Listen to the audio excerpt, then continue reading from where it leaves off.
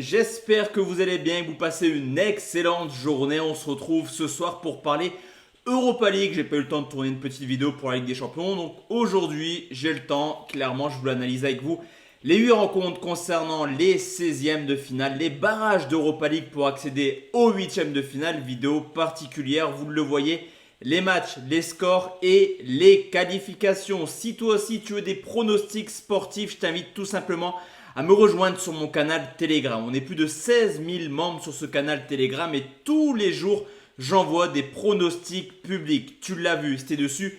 Dimanche, on a fait une dinguerie. Je te passe le match Toulouse-Marseille où on valide 3 cotes sur les 4, mais surtout sur la rencontre entre le Paris Saint-Germain et Lille qu'on a fait une masterclass. Le safe Mbappé ou David, buteur d'ailleurs, les deux marqués. Le fun Mbappé buteur, Mbappé doublé côté supérieur à 5 et également Messi et Neymar. Tu l'auras compris, il n'y a qu'un seul canal Telegram à rejoindre actuellement. C'est le mien. Il est tout simplement dans la description mais également dans le lien de mon profil. Donc n'hésite pas à nous rejoindre le plus rapidement possible. Tu verras pour demain, ici je te parle qualif. Sur le canal Telegram, on va parler tranquillement buteur, également un petit combiné conseil à vous proposer. Let's go la team, on commence avec les 4 matchs de 18h45. On commence tout de suite avec Midtjylland qui reçoit le Sporting Portugal. Un but partout lors du match aller malgré une grosse domination des Portugais. Mais il a fallu un but à la 93e minute pour que le Sporting ait clairement encore l'avantage de se qualifier. Malgré une saison moyenne dans le championnat danois, on remarque tranquillement que Midtjylland est plutôt à l'aise à domicile en Ligue Europa. Victoire 5 buts 1 contre la Lazio de Rome, mais également très belle performance contre le Feyenoord pour un match nul 2 buts partout. Ce qui est également ultra intéressant, c'est que depuis le début de saison, Midtjylland seulement une seule défaite à domicile sur les 8 rencontres. De son côté, le Sporting n'est pas aussi bon que les années précédentes. On l'a vu ce week-end, une courte victoire 3 buts à 2 du côté de Chavez. Et ça reste que mon avis, mais je pense que le Sporting va se focus un peu plus sur le championnat pour aller chercher une place qualificative en Ligue des Champions. Sur ce coup, c'est carrément du 50-50. Vous me connaissez pour ceux qui me suivent depuis quelques années. Quand c'est du 50-50, je vais chercher la cote la plus haute et je vais partir sur une qualification des Danois côté à 2,68. On enchaîne avec Monaco qui reçoit Leverkusen, une équipe de Monaco qui s'est imposée 3 buts à 2 lors du match aller et qui a, somme toute logiquement, fait clairement le plus dur la semaine passée. Pourquoi ? Car Monaco est extrêmement en forme en 2023. Mis à part un accro contre Rodez, Monaco s'impose quasiment toutes les semaines et ne cesse de marquer avec 26 buts marqués sur les 10 dernières rencontres.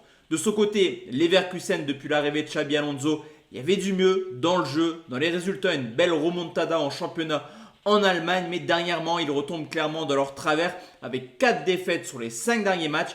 Ça me paraîtrait ultra surprenant de voir Monaco ne pas se qualifier et je vais partir sur une qualification des Monégasques.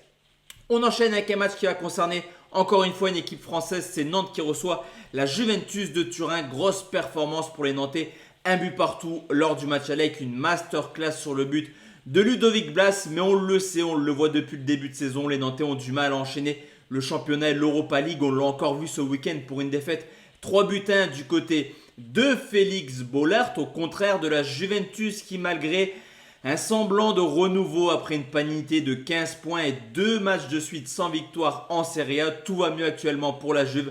3 victoires de suite en championnat avec 3 clean sheets. Et on le sait, l'expérience est plutôt du côté turinois. Malgré une belle performance à l'aller, je pense que Turin est largement supérieur aux Nantais. Et je vais malheureusement partir sur une qualification de la Juventus. 4e match de 18h45 et sans doute celui où il y a le moins de suspense, c'est le PSV Eindhoven qui reçoit Séville. Sur ce coup, il y a eu 3-0 lors du match aller. On ne va pas forcément analyser cette rencontre. Cependant, je pense que le PSV est capable de s'imposer à domicile. Séville a seulement 3 points d'avance sur le premier non relégable en Liga. Ils vont peut-être faire tourner et se concentrer sur la rencontre de ce week-end. Cependant, 3 buts à remonter au FC Séville qui est expérimenté en Ligue Europa. J'y crois pas une minute forcément. C'est un pronostic qu'il ne faut pas jouer, mais je pense que Séville va se qualifier tranquillement. D'ailleurs, la cote à 1,04, je vous le dis directement, elle sert à rien. On enchaîne avec les rencontres de 21h. On commence tout de suite avec l'AS Rome qui reçoit Salzbourg. Les Autrichiens se sont imposés 1-0 lors du match aller. On le voit depuis maintenant quelques années. Salzbourg, c'est devenu un habitué de la Coupe d'Europe. Mais on se souvient également que son dernier déplacement en Italie s'est soldé par une large défaite, 4-0 contre le Milan AC. L'AS Rome, on le sait également, c'est plutôt une valeur sûre à domicile. On le voit surtout en championnat. On l'a vu l'an passé également vainqueur de la Conference League avec Mourinho. Ça ne rigole pas en Coupe d'Europe. Un seul but d'écart, l'AS Rome à domicile. La remontada est possible, en tout cas la cote est intéressante. Qualification de l'AS Rome, c'est coté à 1,99. Le match de demain, c'est clairement Manchester United qui reçoit le FC Barcelone. On a eu un très beau match le week-end dernier, en tout cas la semaine passée. Match nul, 2 buts partout. Et là également, à mon goût, c'est du 50-50. On a deux équipes extrêmement en forme. Manchester, seulement une défaite en 2023. Pour le Barça, il faut remonter au mois d'octobre pour retrouver trace d'une défaite. C'était en Ligue des Champions contre le Bayern Munich. Même si Manchester à domicile, c'est extrêmement costaud. Le Barça à l'extérieur, ça l'est également. Comme pour Midtjylland Sporting, pour moi, c'est du 50-50. Et je vais encore aller chercher la cote la plus haute en vous proposant la qualification du FC Barcelone. C'est coté à 2,11.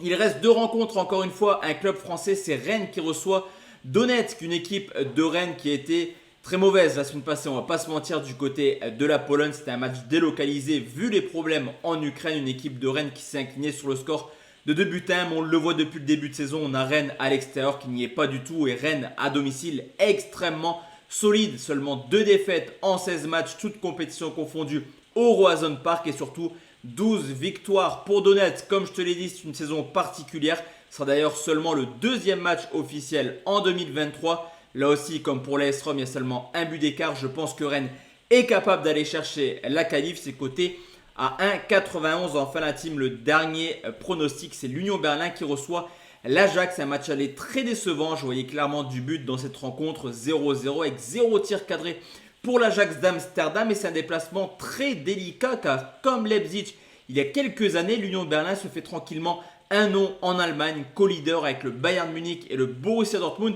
C'est surtout à domicile que les hommes de la capitale sont extrêmement impressionnants. 0 défaite et des victoires de prestige. On a pu le voir récemment contre Dortmund, Leipzig ou alors un match nul contre le Bayern Munich. Même s'il y a du mieux du côté de l'Ajax depuis le changement de coach.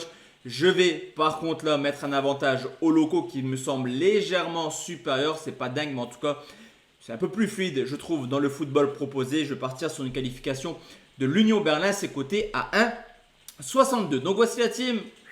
Mais oui, qualifiés pour les huitièmes de finale de l'Europa League. Il y a forcément des équipes déjà qualifiées. Si tu as des pronostics, comme je te l'ai dit, je t'invite à me rejoindre sur Telegram. Dessus, tu vas retrouver des pronos tous les jours du 1er janvier au 31 décembre. Et de notre côté, on se retrouve demain sur les coups de 20h pour parler de Ligue 1. On va reprendre les petits focus un petit peu sur la Ligue 1. On avait laissé 2-3 journées. On va se reconcentrer dessus. Donc n'hésite pas à t'abonner à cette chaîne YouTube, mais surtout à me rejoindre sur Telegram. Tout se passe ici. Bonne soirée.